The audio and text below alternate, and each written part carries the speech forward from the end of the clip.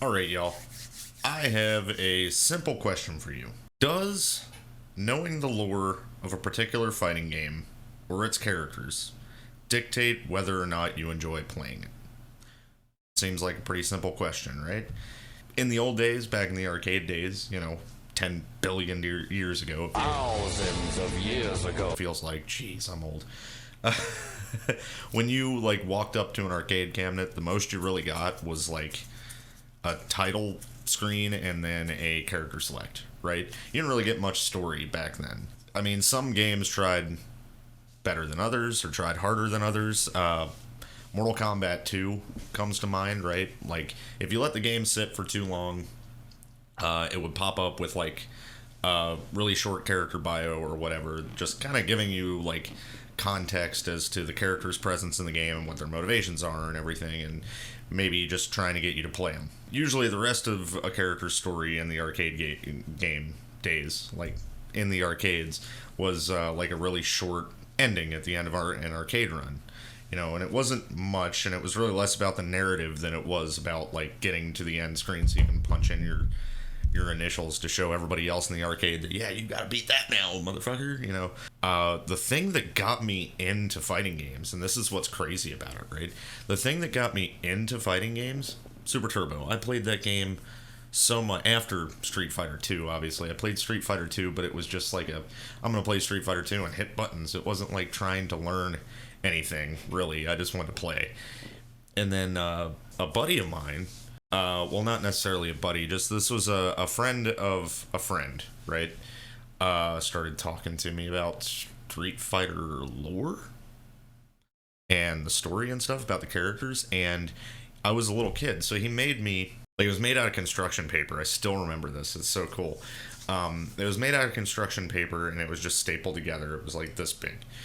And he drew pictures of each of the characters on each single page and did Mortal Kombat did with character bios, and wrote out the story or a few facts about each character.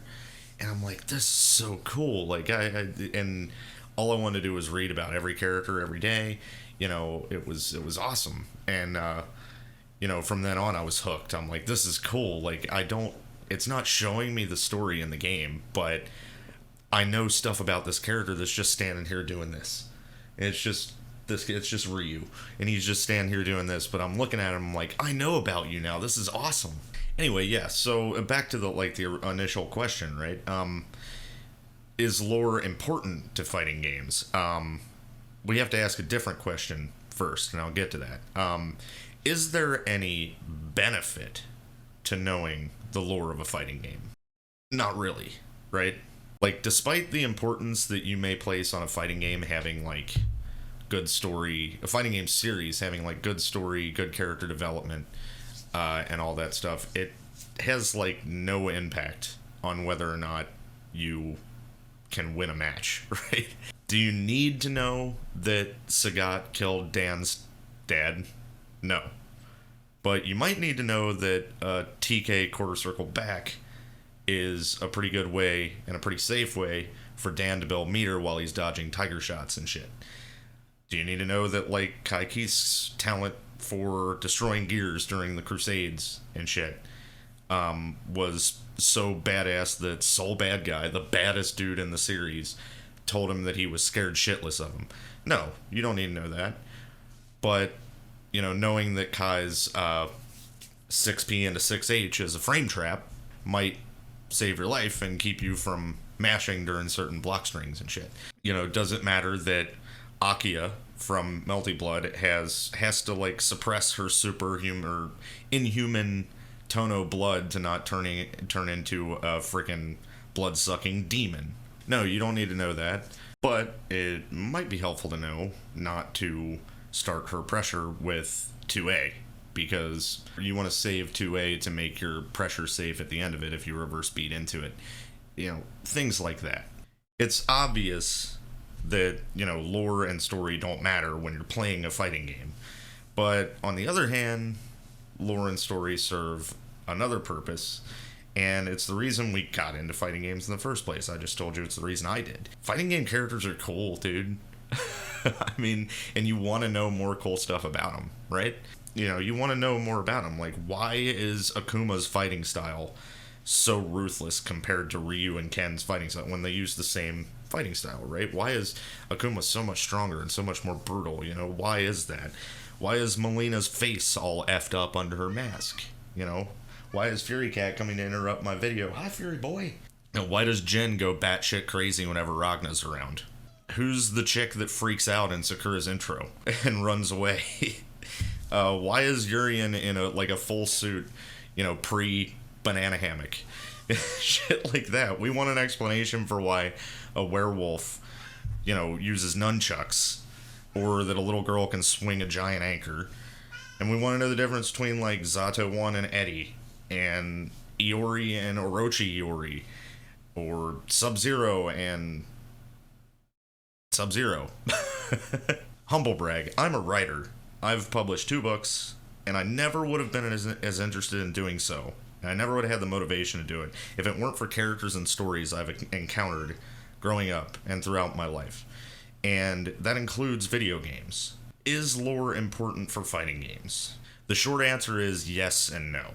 Again, it's not going to help you in a match. Like, Gen may be the only one to have ever survived Akuma's Shingoku Setsu attack, right?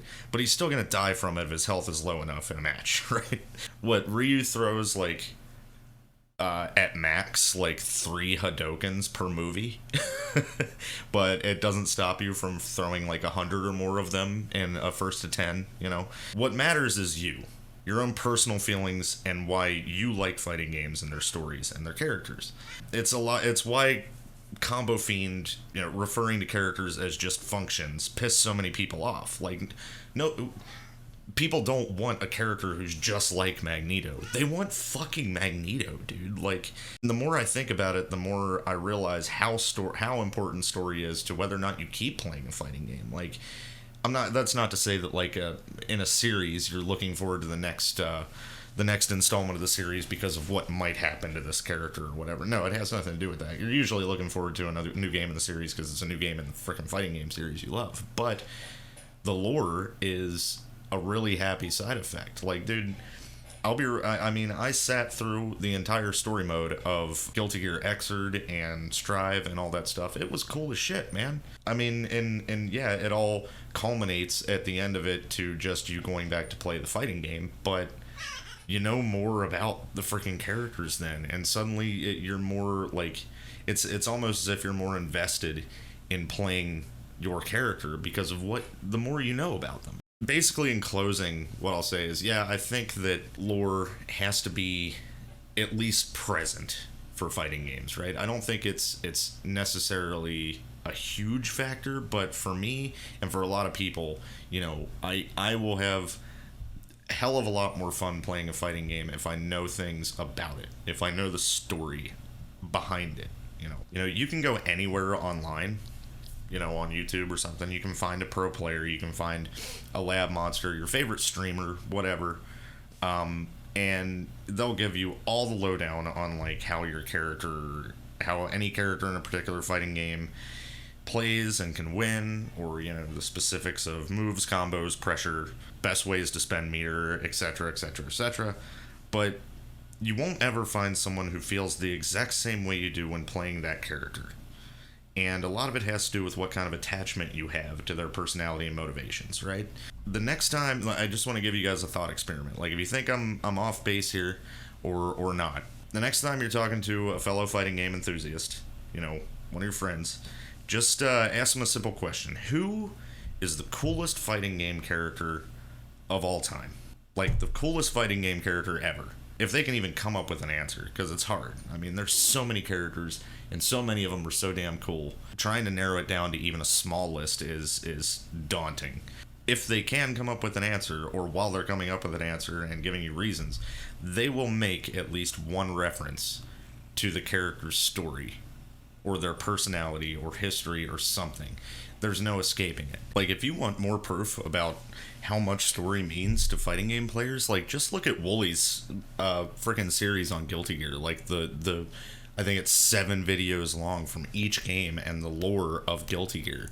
It was an amazing series, and it showed how much passion he had for that series and its characters and its lore. And it was so much fun to experience, because I think that for fighting game fans, that's something that means something to them.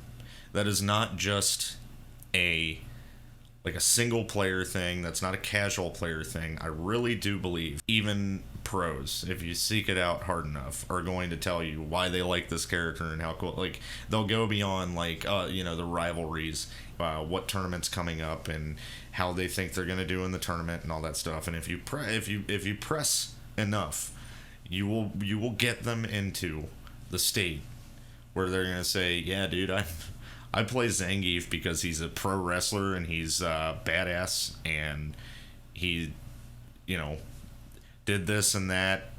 Zangief's a bad example.